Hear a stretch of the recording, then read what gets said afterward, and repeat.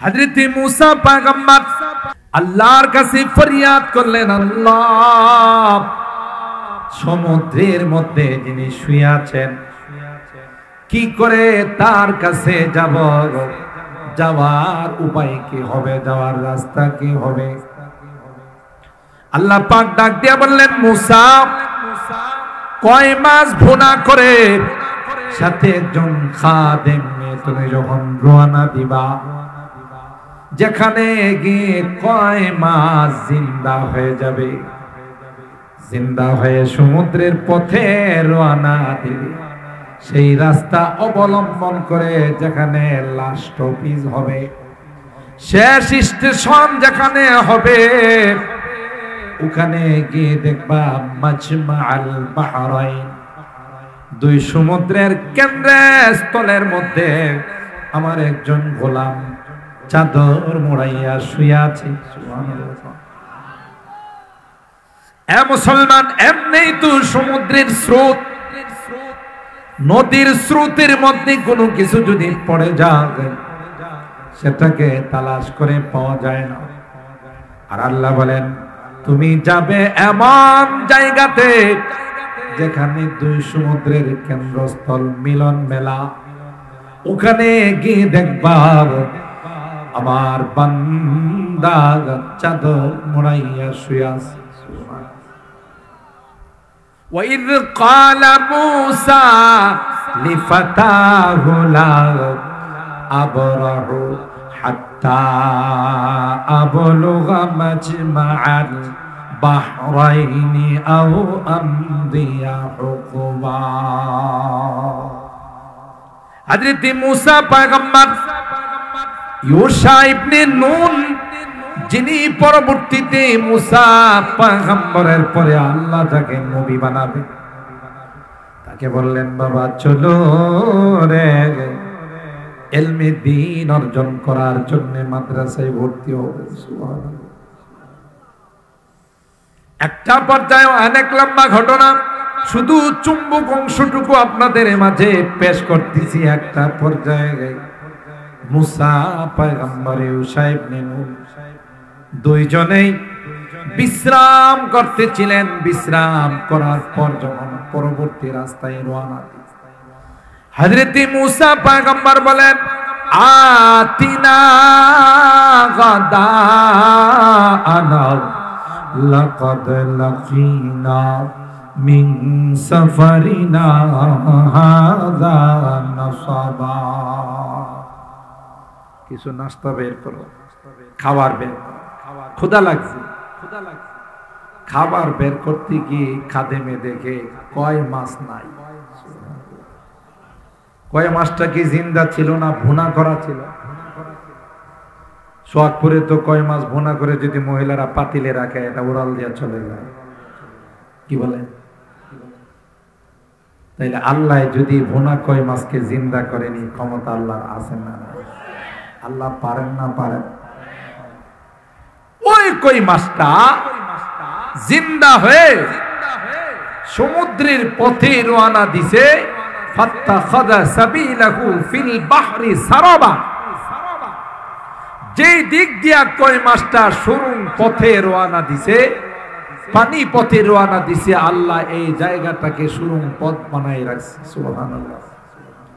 চট্টগ্রাম গেলে কর্ণফুলী টানেল, এটার আগের নাম ছিল বঙ্গবন্ধু টানেল, এখন এটা হলো কর্ণফুলী টানেল। এটা টোটাল নদীর মাঝখানে, নদীর ভিতর দিয়ে একটা রাস্তা করছে। এটা বাংলাদেশের মধ্যে একমাত্র রাস্তা যেটা নদীর ভিতর দিয়ে, সমুদ্রের ভিতর দিয়ে রাস্তা গেছে। এটাকে বলে ফাত্তাখাযা সাবিলাহু ফিল বাহরি সারাবা, এটাকে সারাব বলে। নদীর ভিতরে, সমুদ্রের ভিতরে সুরুং পথ বানিয়ে দাও। মাছটা যে দিক দিয়ে গেছে, আল্লাহ ওই দিক দিয়ে সুরুং পথ বানায় গেছে।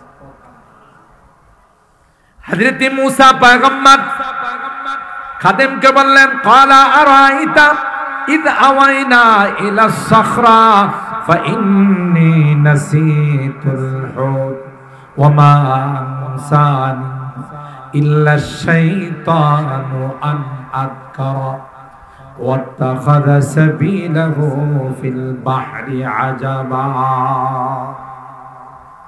হযরত মূসা যখন বললেন, তোমাকে না বললাম যেখানে মাছটা জিন্দা হয়ে সমুদ্রে পথে রওনা দিবে আমাকে তুমি মনে করাইবা। হুজুর ভুলে গিয়েছিলাম, আর এই ভুলটা আমার থেকে নয়, ইবলিসের পক্ষ থেকে, ঠিক কিনা বলে? নামাজের মধ্যে মাঝে মধ্যে ভুল হয় না, 3 রাকাত না 4 রাকাত। এই ভুলটার পিছনে অবদান কার? মিস্টার ইবলিসের। কথা বলেন ঠিক কিনা? হাদিসের মধ্যে আল্লাহর হাবিব বলেন, বান্দা যখন নামাজে দাঁড়ায় ইবলিস আয়েশা তাকে বলে উযকুর কাযা উযকুর কাযা, ওইটা মনে কর, এটা মনে কর। এমন কিছু মনের মধ্যে নিয়ে আসে যা জীবনে কল্পনাও করা হয়। তোমার দাদা কেমন মানুষ ছিল, গোটা সোহাগপুরের নেতা ছিল। তোমার পরদাদা তো বিরাট বড় ধনী মানুষ ছিল। এই সমস্ত কথাগুলো একটার পর একটা মনে স্মরণ করায়, হতে হতে রাকাত পর্যন্ত ভুলে যায় কার অবদান। আর হায়রাম হযরত মূসা পয়গম্বর বললেন, যেখান থেকে মাছ জিন্দা হয়ে সমুদ্রে পথে চলে গেছে, চলো রে ওই রাস্তা অবলম্বন করে প্রিন্সিপালের কাছে যাইতে হবে। সুজা হযরত মূসা পয়গম্বর খাদিম ইউশা ইবনে নুনকে নিয়ে মাজমাআল বাহরাইন, 2 সমুদ্রের কেন্দ্রস্থলে যখন গেলেন, গিয়ে দেখে আল্লাহর এক বান্দা মুসাজ্জাম বিসাউবিন, চাদর মোড়াইয়া ওই 2 সমুদ্রের কেন্দ্রস্থলে তিনি শুয়ে আছেন। সুবহানাল্লাহ। এই স্রোতের মধ্যে শুয়ে থাকা, এটা কি নিজস্ব ইচ্ছা নয়, আল্লাহর হুকুম। সমুদ্রের কেন্দ্রস্থল দেখেন না, ডাকাতিয়া নদী, মাঝে মধ্যে পত্রিকায় আসে মেঘনা নদীতে লঞ্চ ডুবি হয়। ডাকাতিয়া নদী আর মেঘনা নদীর মাঝখানে একটা কেন্দ্রস্থল আছে। ওখানে যদি কোনো লঞ্চ পড়ে যায়, সাথে সাথে ঘুরপাক খায় এটা ডুবাই ফেলায়। এটা হল কেন্দ্রস্থল, 2 জায়গার মিলন মেলা, মোহনা। তো হযরতে মূসা কালিমুল্লাহ ওখানে গিয়ে বললেন, আসসালামু আলাইকা ইয়া আব্দুল্লাহ, ও আল্লাহর বান্দা তোমার উপরে সালাম। তিনি চাদর মাদর কিছুই খুলেন নাই, চাদরের ভিতর থেকে জবাব দেন, ওয়া আলাইকাস সালাম ইয়া মূসা নবী আল্লাহ। আর আস্তে সুবহানাল্লাহ কও। আগে সুবহানাল্লাহ জোরে বললে ভয় ছিল যে না জানি রে কুবরা চিতা পুলিশ এসে ধরে নিয়ে যায় কিনা। এখন কি আর এই ভয় আছে? যারা এই ভয় দেখাইতো আর আলেম ওলামা টুপি দাড়িওয়ালাদেরকে মৌলবাদ ভরে গালি দিত, লাঠি চালান দিলে পাওয়া যাবে। কথা বলে এরা না, এরা যাদের উত্তরসূরি তাদের ইতিহাস একই। কোরআনের বিরোধিতা যারাই করেছে, অতীতের ইতিহাস বলে একটার অস্তিত্ব খুঁজে পাওয়া যাবে না। সবগুলোর মধ্যে কপালে শুধু জুতার পিটা ছাড়া আর কিছু নেই। অতীত ভুলে গেলে বড় দুর্ভাগ্য, ঠিক কিনা বলেন? হযরত মূসা কালিমুল্লাহ আর সহ্য হয়ে বললেন, ওগো আল্লাহর বান্দা, জীবনে তোমার সঙ্গে আমার দেখা নাই, জীবনে কোনোদিন মোলাকাত হয় নাই, কি করে বুঝলে আমি যে বনি ইসরাইলের পয়গম্বর মূসা? তিনি বলেন, আমি যে এখানে শুয়ে রয়েছি আপনি কি করে জানলেন? আমি যে এখানে শুয়ে আছি আপনি জানলেন কেমন করে? কয় আল্লাহ আমাকে জানাইছেন। কই যে আল্লাহ আপনাকে জানাইছেন আমি এখানে শুয়ে আছি, সেই আল্লাহ আমাকে ফোন দিয়ে বলছেন একজন ছাত্র আসতেছে, ভর্তি করে নিছে। ক্বালা হাল আত্তাবিউকা আলা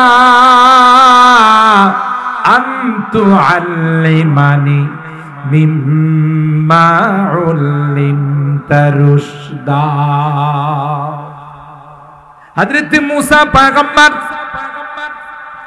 আরজি পেশ করলেন, ওগো আল্লাহর বান্দা, অনেক কষ্ট করে অনেক দূর থেকে আসছি আপনার মাদ্রাসায় ভর্তি হওয়ার জন্য। তিনি বলেন, ক্বালা ইন্নাকা লান তাসতাতিআ মাইয়া সাবরা। না না না, আমার মাদ্রাসার নিয়ম কানুন বড় কড়া। 1 নম্বর শর্ত হইল মোবাইল ব্যবহার করা যাবে। এখনকার ছাত্রদেরকে যদি বলা হয়, বাবা তোমার মোবাইল ধরা পড়ছে, দেওয়া যাবে না, হুজুর মোবাইলটা দেন, প্রয়োজনে মাদ্রাসা থেকে চলে যাব। কথা কয় না। মোবাইলের এতটাই পাগল, প্রয়োজনে মাদ্রাসা ত্যাগ করতে রাজি, কিন্তু মোবাইল ত্যাগ করতে রাজি। এই মোবাইল গোটা যুব সমাজটাকে, ছাত্র সমাজটাকে ধ্বংসের পথে নিয়ে গেছে। আর শয়তান এতটাই চালু, এই শয়তান মোবাইলের মাধ্যমে মুসলমানদের মসজিদের মধ্যে গান ঢুকাই দিছে। যত খারাপ লোকই হোক, কেউ কখনো মসজিদের ভিতরে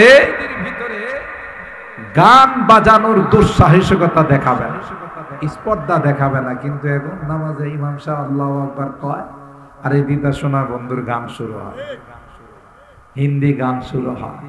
এটা হলো শয়তানের পলিসি, ঠিক কিনা বলে? শয়তানের কাজ করছে। কয় তুমি আমার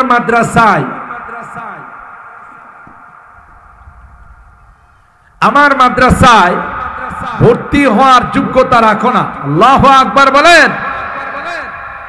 ইন্নাকা লান তাসতাতিআ মাইয়া সাবরা, তুমি পারবা না, কারণ তোমার যে ইলম আমার কাছে সেটা নাই, আমার যে ইলম তোমার কাছে সেটা নাই। তোমার কাছে হলো ইলমে তাশরীঈ, আমার কাছে হলো ইলমে তাকওয়িনী। আমি কিছু কাজ করব যেটা তোমার সহ্য হবে, সেই জন্য বললাম তুমি আমার মাদ্রাসায় ভর্তি হওয়ার যোগ্য না। মুসা আলাইহিস সালাম কয়, হুজুর মেহেরবানি করে আমার একটু ভর্তি করেন। ক্বালা সাতাজিদুনি ইনশাআল্লাহু সাবিরা ওয়ালা আ'সি লাকা আমরা। আমি ভর্তি হলে মাদ্রাসার সমস্ত নিয়ম কানুন মাইনা চলবো, তবু আমাকে একটু ভর্তি করেন। আসলে আল্লাহ কয়, আনা কেন বললা, আমি সবচাইতে বড়, এখন মাদ্রাসায় ভর্তি নেয় না তুমি। কাহিনীটা বুঝছে? আল্লাহ কই তোমারে ভর্তি করেন আমি, আর তুমি বড় আলেম। আল্লাহু আকবার। কয় হুজুর একটু মেহেরবানি করে, বড় কষ্ট করে আসছে, ভর্তি নিয়ে আনে। শর্ত হলো মাঝখানে কোন রকমের কোন প্রশ্ন করতে পারবা, মানে নিবা? ঠিক আছে বলেছি। আসলে যতই শর্ত লাগা, নবী তো নবী, আর মুসা নবী তো একটু শান্ত প্রকৃতির মানুষ ছিলেন, তাই না? জালালি তবিয়া কোন একটা কিছু দেখবে বা সাথে সাথে টুকবে। যিনি বাবা আদম আলাইহিস সালামের সাথে রূহের জগতে দেখা হওয়ার পর বাপরে সারে নাই। মিশকাত শরীফের হাদিস, উলামায়ে কেরাম, আমার সাথে বড় বড় উলামায়ে কেরাম আছে, রূহের জগতে হযরত আদমের সাথে দেখা। আদম আলাইহিস সালাম রে কয়, আপনি আমাদের বাবা আদম না? আনতা আবুনা ওয়া সাইয়্যিদুনা খালাকাকাল্লাহু বিয়াদিহি ওয়া নাফাখা ফীকার রূহ ওয়া আসজাদা লাকাল মালায়েকা। আপনাকে আল্লাহ নিজের হাতে বানাইছেন, নিজে আল্লাহ আপনার দেহের মধ্যে রূহ দান করছে, সমস্ত ফেরেশতা দিয়ে সিজদা করাইছে। আমি আলোচনায় আসব, মূলত তিলাওয়াত করছি এই ঘটনার দ্বারা আল্লাহ কি মেসেজ দিতে চাচ্ছেন সেটা বোঝানোর জন্য। তো আল্লাহ পাক আপনাকে বললেন, ওয়াকুলা মিনহা রাগাদান হাইসু শিতুমা, যা ইচ্ছা তা খাও, যেখানে ইচ্ছা সেখানে যাও। ওয়ালা তাকরাবা হাদিহিস শাজারা, এই গাছের ফল খাইবা দূরের কথা, ধারে কাছেও যাও। তো আপনার এতগুলো গাছের ফল দিয়া কি হবে না? পেট ভরে নাই, না করছে ওইটাও খাওয়া লাগে। সুবহানাল্লাহ কয় না? কেন এটা খাইলেন? খায়া আপনি নিজেও জান্নাত থেকে বাইর হইছেন, আমাদেরকেও বাইর করছেন। সুবহানাল্লাহ বলেন না? কে বলতেছে? হযরত মুসা কালিম। বাপ তো বাপই, বাপ তো পোলার মতো এরকম তাড়াহুড়া করলে হবে না, ঠিক না? হযরত আদম বললে, তুমি তো বনি ইসরাইলের জালিলুল কদর পয়গম্বর মুসা। বলে জি। তোমার উপর কি আল্লাহ তাআলা আসমানে কোনো কিতাব নাযিল করছেন? হ্যাঁ। কি নাম? তাওরাত। ওখানে কি আদম সম্পর্কে কোনো বর্ণনা আছে? হ্যাঁ আছে। কি আছে? ফাআসা আদম ওয়া আসা আদম রাব্বাহু ফাগাওয়া। আদমরে না করব তারপরও খায়া ফেলাইব। সুবহানাল্লাহ। এখানে ছোট্ট করে একটা কথা না বললে মাঝখানে যদি কেউ চলে যান পরে ভুল মেসেজ নিয়ে যাবে। যেমন আমাদের দেশে এক শ্রেণীর ইসলাম প্রতিষ্ঠা করার একটা দল আছে, এরা বলেন যে कोई भी तनकीस से बालातर नहीं, নবী সহ পৃথিবীর কেউ সমালোচনার ঊর্ধ্বে নয়। আপনাদের নাউজুবিল্লাহর আওয়াজে মনে হয়েছে রুদাই খায়। আমাদের আকায়েদের কিতাবে পড়ানো হয় আল আম্বিয়া কুল্লুহুম মাসুমুন, সমস্ত নবীরা নিষ্পাপ। নবীদের বেলায় যদি কেউ এই ধারণা রাখে যে এরাও গুনাহ করছে, সাথে সাথে বেঈমান হয়। ওয়াস সাহাবা কুল্লুহুম মাহফুজুন, সাহাবায়ে কেরাম মাহফুজ, আম্বিয়া কেরাম মাসুম। এই আকীদা আর বিশ্বাস আমাদের রাখতে হবে, ঠিক কিনা বলেন? কেউ যদি বলে যে না, তনকিস সে কোই শখস তনকিস সে বালাতর नहीं, কেউ সমালোচনার ঊর্ধ্বে না, নবীরাও ঊর্ধ্বে না, ঈমান থাকবো। জোরে বলে। কেউ গোলাম আহমদ কাদিয়ানীর নবী মাইনা বেঈমান হচ্ছে, কেউ আবার নবীদেরকে সমালোচনা করা বেঈমান। সাহাবায়ে কেরামদেরকে বলে সত্যের মাপকাঠি নয়, অথচ কোরআনে বললে ওয়াইদা কিলা লাহুম আমিনু কামা আমানান নাস, সাহাবীদের মতো যদি তোমরা ঈমান বানাইতে পারো তাইলে তোমরা সফল। আর এরা কয় সাহাবীরা নাকি সত্যের মাপকাঠি নয়। এরকমের দল আমাদের দেশে আছে না? না। এদের মুখ দিয়া মাঝে মধ্যে ফসকে কথা বের হয়ে যায়। মিডিয়াতে আয়েশা বলে যে দর্শে নিজামি কওমির যত ইমাম, যত উলামায়ে কেরাম মসজিদ মাদ্রাসায় আছে তাদেরকে ঘাড় ধাক্কা দিয়ে বের করে দিতে হবে না। যারাই কওমি উলামায়ে কেরামদেরকে, নায়েবে রাসূলদেরকে ঘাড় ধাক্কা দেওয়ার কথা বলছে আর বলছে যে পাকিস্তানে পাঠাই দিবে, তালাশ করে দেখো একটাও বাংলাদেশে নাই, সব হিন্দুস্তানে গিয়ে আশ্রয় নিয়েছে। ঠিক কিনা বলে? আমাদেরকে বলছে না আগে, तुम अपनी प्यारी पाकिस्तान में चले जाओ। আমরা কোনোদিন তাদেরকে বলি নাই যে तुम अपनी प्यारी हिंदुस्तान में चले जाओ, কিন্তু আছে কো? আরে ভাই বলে না, কোথায় আছে? এত সহজ। এরা নায়েবে রাসূল জীবন কুরবানি করে ইলমে ওয়াহির জন্য গোটা জীবন ওয়াকফ করে দিয়েছে। তাদের বিরুদ্ধে যারাই কথা বলবে, কোরআনের এই সকল প্রতিষ্ঠানের বিরুদ্ধে যারা কথা বলবে, ইতিহাসের পাতা খুলে দেখুন একটার অস্তিত্ব খুঁজে পাওয়া যাবে না। যত বাহাদুরি দেখা, বাহাদুরি সব শেষ হয়ে যাবে। কথা বলেন ঠিক কিনা? তো এখানে এই প্রশ্নের জবাবটা না দিলে আপনারা বিভ্রান্ত হবেন। দেখছো আদমরে আল্লাহ না করছে খায়া ফেলাইছে, আল্লাহর কথাই মানে নাই। আচ্ছা, আমি আপনাদের জিজ্ঞাসা করতে চাই, হযরতে আদম আলাইহিস সালাম মুসা আলাইহিস সালামকে জিজ্ঞাসা করলেন এই তাওরাতে আমার ব্যাপারে কোনো কথা আছে? বলে আছে। কি আছে? আমি না করব তারপরও আদম খায়া ফেলাইব। তখন তিনি প্রশ্ন করলেন তাওরাত কিতাবে কি আমার জন্মের পরে লেখা না আগে? আপনার জন্মের কত আগে আল্লাহ লৌহে মাহফুজের মধ্যে লিখে রাখছেন আল্লাহর বাণী। আচ্ছা বাবা, তুমি একটা শিক্ষিত ছেলে হয়ে যে বিষয় আল্লাহ আমার জন্মের আগে লিখে রাখছেন, এমন একটা বিষয় নিয়ে তুমি আমারে দোষারোপ করতেছ। তুমি তো শিক্ষিত ছেলে, বুদ্ধিমান ছেলে, এমন বিষয় নিয়ে তো আমাকে তুমি দোষারোপ করার কথা নয়। বলো তো দেখি, যেই বিষয় আল্লাহ আমার উপর নির্ধারণ করে রাখছেন এটা কি আমি ওভারটেক করতে পারবো? وكل شيء فعلوه في الزبر وكل صغير وكبير مستطر যা করবে সব ওখানে লিপিবদ্ধ আছে, কেউ এটাকে ওভারটেক করতে পারবে না। খিরকায়ে तकदीर को मुमकिन नहीं करना रे फो, खिरकाए तकदीर को मुमकिन नहीं करना रे फो, सुज़ने तदबीर से कर उमर भर सीते रहो। কবি বলেন ভাগ্যের লিখন যায় না খন্ডার, আল্লাহর পক্ষ থেকে যা নির্ধারণ করা আছে এটা কোনোভাবে খণ্ডন করা যাবে না, ওভারটেক করা যাবে না। তাই আল্লাহ পাক হযরতে আদমকে সৃষ্টি করার পূর্বেই ফেরেশতাদেরকে বলেছিলেন ইন্নী জাইলুন ফিল আরদি খলিফা। আসমানের মধ্যে নয়, জান্নাতের মধ্যে নয়, আল্লাহ বলেন ফিল আরদি খলিফা, আমার জমিনে আমার প্রতিনিধিত্ব করার জন্য আমি আল্লাহ একজন আদম বানাবো।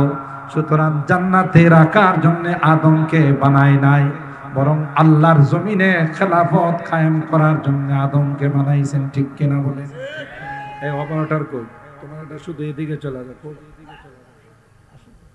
এটা আমি কই দিতে যাও, এদিকে একটু এদিকে আসো।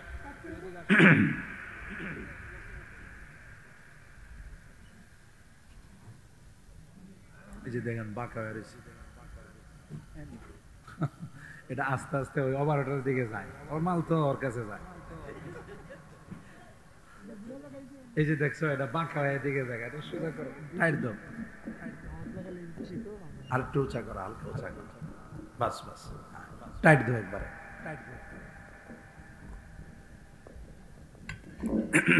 হ্যাঁ এখন ঠিক আছে। আল্লাহ পাক বলেন ইন্নী জাইলুন ফিল আরদি খলিফা, আদমকে আসমানে রাখার জন্য, জান্নাতে রাখার জন্য আল্লাহ বানান নাই, দুনিয়াতে প্রেরণ করার জন্য আল্লাহ বানাইছেন। ঠিক কিনা বলেন? সুতরাং আল্লাহ পাক একটা রাস্তা বের করে দিলেন, সব খাইবা শুধু এটা খাইবা। সুবহানাল্লাহ বলেন। সুতরাং এখানে যদি কেউ বলে আদমও তো আল্লাহর কথা মানে নাই, আল্লাহর কসম বলতে দেরি হবে, বেঈমান হতে দেরি হবে না। কথা বলেন ঠিক কিনা? আর হযরত হযরত মুসা পয়গম্বর অঙ্গীকারনামা পেশ করে হযরত খিজিরের সঙ্গে ভর্তি হয়ে গেলেন, ছাত্রকে নিয়ে রওনা দিলেন, নদী পার হবে। ওপার থেকে একজন মাঝি দেখলো যে খিজিরের মতো আল্লাহর ওলি দেখা যায়, সুবহানাল্লাহ। দৌড়ায় এসে তিনি নৌকা দিয়ে নদী পার করে দিলেন। হযরত খিজির নদীর ওই পারে যাওয়ার পর ভাড়া দিতে চাইলেন যে তুমি কষ্ট করে চালায় নিয়ে আসো, তোমাকে নৌকার ভাড়া দিই।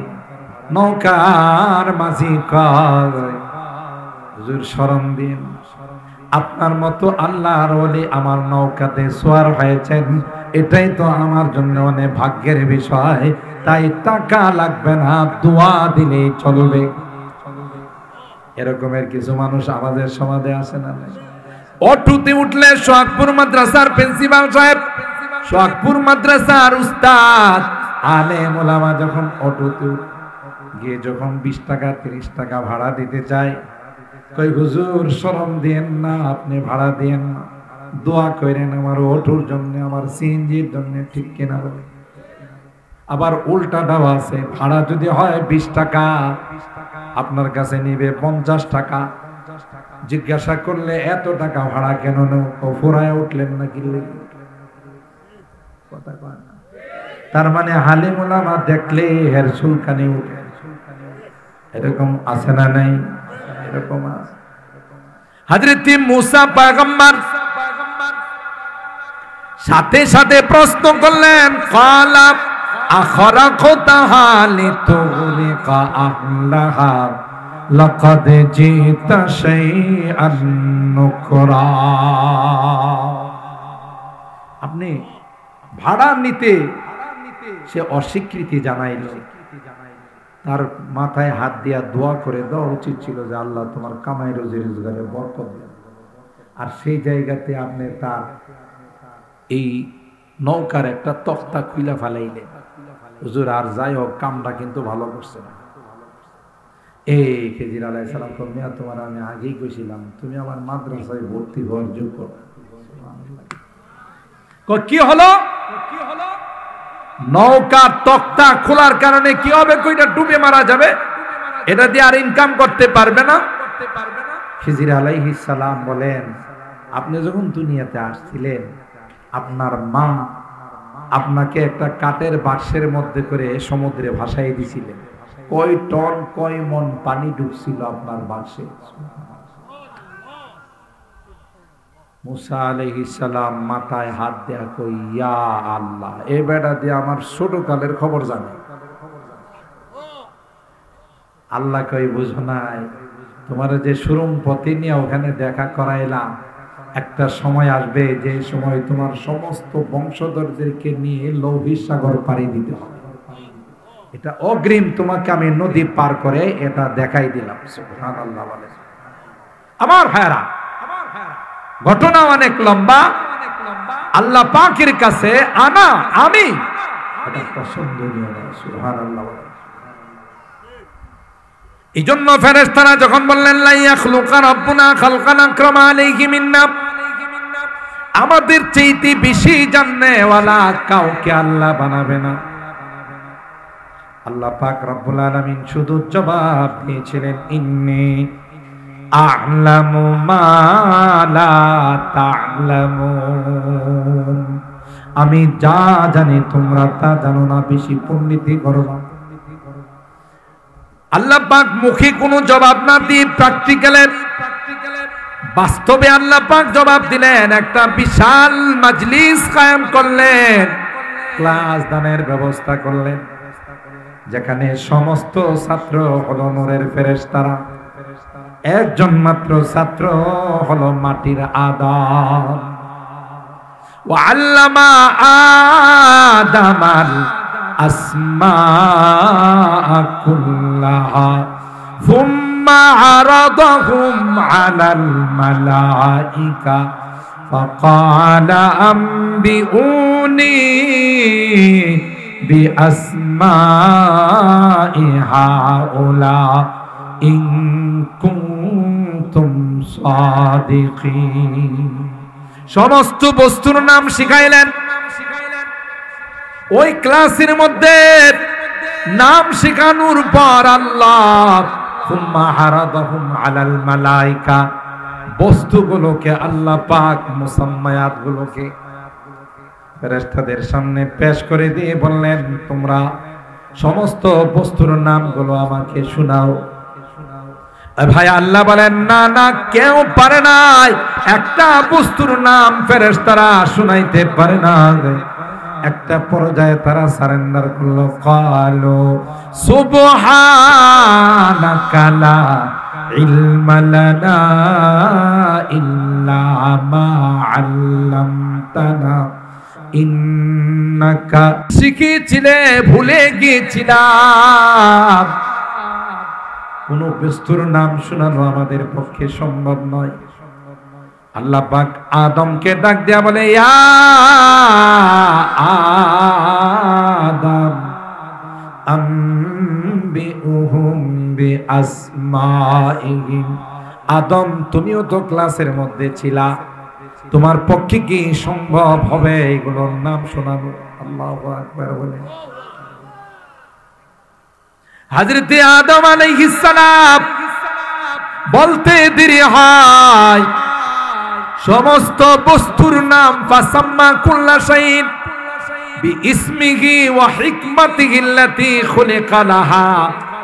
হযরত আদম শুধু বস্তুর নাম নয়, কোন বস্তুটা কত প্রকার এবং কাকে কি জন্য বানাইছেন, কখনো আল্লাহর কাছে আরবিতে বলে, কখনো ইংরেজিতে বলে, কখনো বাংলাতে বলে, কখনো হিন্দিতে বলে, কখনো উর্দুতে বলে, কখনো ফার্সিতে বলে। সুবহানাল্লাহ।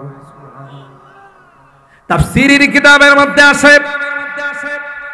হযরতে আদমের সন্তান কিয়ামত পর্যন্ত যতগুলো ভাষা ব্যবহার করবে সমস্ত ভাষায় আল্লাহর কাছে হযরতে আদম সমস্ত বস্তুর নাম এবং তার প্রকার কোনটা দিয়ে কি কি কাজ করা হয় সবগুলো একসাথে আল্লাহর কাছে শোনাই দিলেন।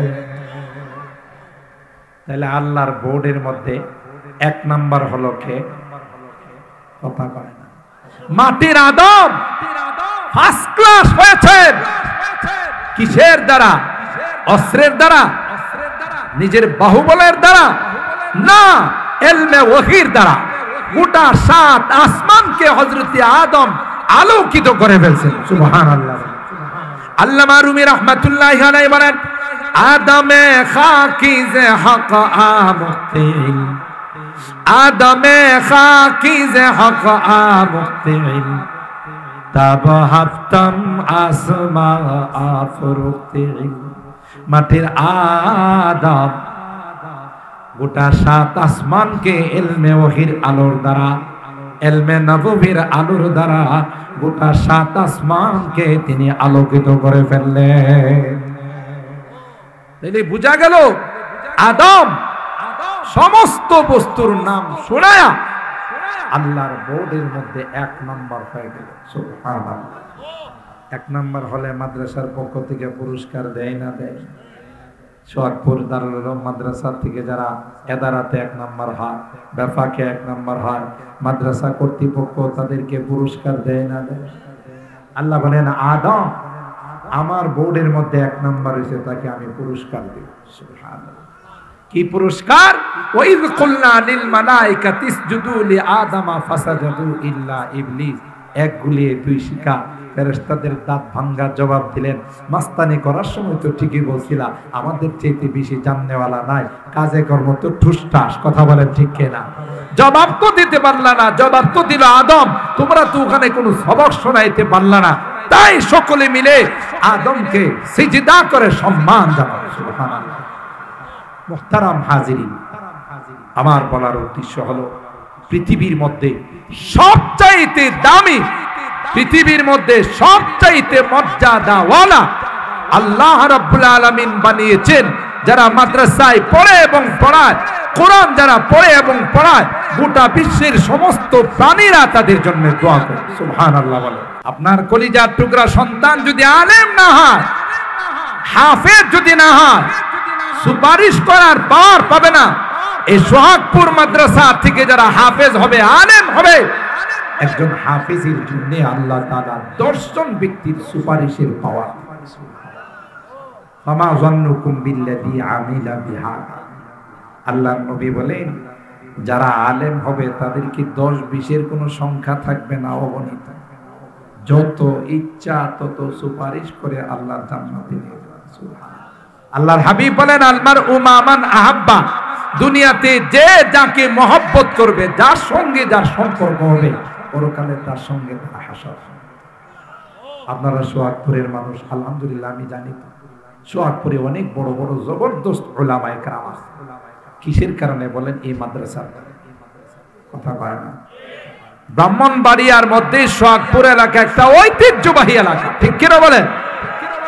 আলেম ওলামার দিক থেকে, জেনারেল লাইনের শিক্ষিতর দিক থেকে, ভদ্রতার দিক থেকে আপনাদের এই মসজিদ বাংলাদেশের একটি অন্যতম মসজিদ হতে যাচ্ছে, ঠিক কিনা বলেন? মসজিদ কার ঘর? মাদ্রাসা নবীর ঘর। মসজিদ আল্লাহর ঘর, মাদ্রাসা নবীর ঘর। মসজিদের মধ্যে কিছু দিলে কি আল্লাহ খুশি হবেন না বেজার হবেন?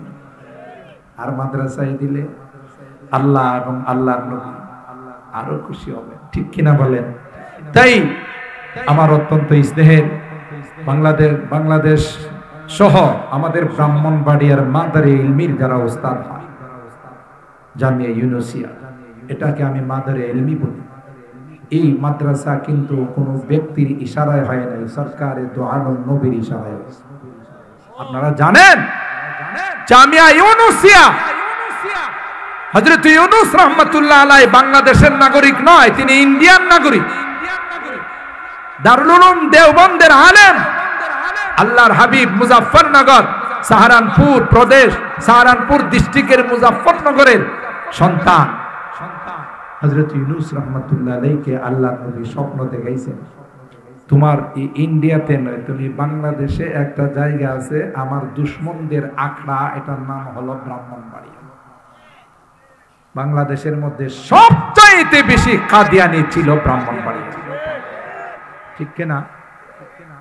এই আল্লাহর ওলিকে আল্লাহর নবী স্বপ্ন দেখায়া পাঠাইছেন, তিনি জামিয়া ইউনুসিয়া করছেন, তার মাধ্যমে আজকে বাংলাদেশের মধ্যে সবচাইতে নামি দামি কোন ডিস্ট্রিক্ট থাকলে এটা হলো ব্রাহ্মণবাড়িয়া। আমি আমার অনেক বয়ানে বলি যে আপনি বিশ্বাস করবেন না, আমি ওই ব্রাহ্মণবাড়িয়ার কৃতি সন্তান, নিজেকে ব্রাহ্মণবাড়িয়ার সন্তান হিসেবে গর্ববোধ করি।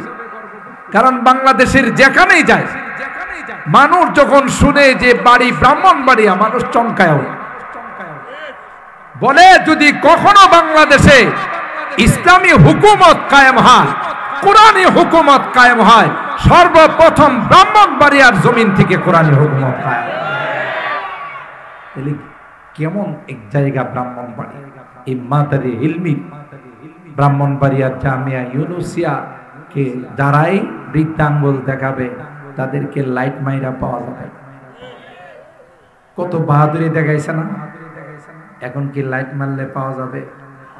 এরপরে যে আরো কি ভয়াবহ পরিণতি আসবে এটা আল্লাহ ছাড়া কেউ জানে না। যাই হোক, এই আপনাদের এই মাদ্রাসা এটা ঐতিহ্যবাহী একটি মাদ্রাসা, এখান থেকে অনেক বড় বড় আলেম হয়েছে, আরো হবে ইনশাআল্লাহ।